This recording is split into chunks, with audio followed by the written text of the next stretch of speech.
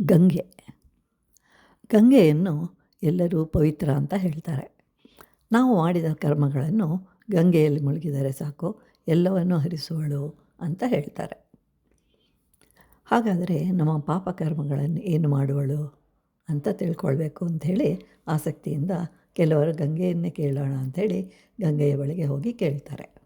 ಅದಕ್ಕೆ ಗಂಗೆ ಹೇಳ್ತಾಳೆ, ನಾನು ಅವುಗಳನ್ನು ಇಟ್ಕೊಂಡು ಏನು ಮಾಡಲಿ, ಆದ್ದರಿಂದ ಅದನ್ನೆಲ್ಲ ಸಮುದ್ರ ದೇವನಿಗೆ ಕೊಡ್ತೇನೆ ಅಂತ ಹೇಳ್ತಾಳೆ.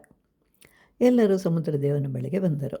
ದೇವ, ಗಂಗೆಯು ನಾವು ಮಾಡಿದ ಕರ್ಮಗಳನ್ನು ನಿನಗೆ ಕಳಿಸುತ್ತಾಳೆ, ಅದನ್ನು ನೀವು ಏನು ಮಾಡ್ತೀರಾ ಅಂತ ಕೇಳ್ತಾರೆ. ಬಹಳ ಕುತೂಹಲದಿಂದ ಆಗ ಸಮುದ್ರ ಹೇಳುತ್ತೆ, ನಾನು ಎಲ್ಲವನ್ನು ಮೇಲೆ ಕಳಿಸ್ಬಿಡ್ತೀನಿ. ಅದು ಸೂರ್ಯನ ಶಾಖದಿಂದ ಆವಿಯಾಗುತ್ತೆ, ನಂತರ ತಂಪಾಗಿ ಮಳೆಯ ರೂಪದಲ್ಲಿ ಕೆಳಗೆ ಬರುತ್ತದೆ.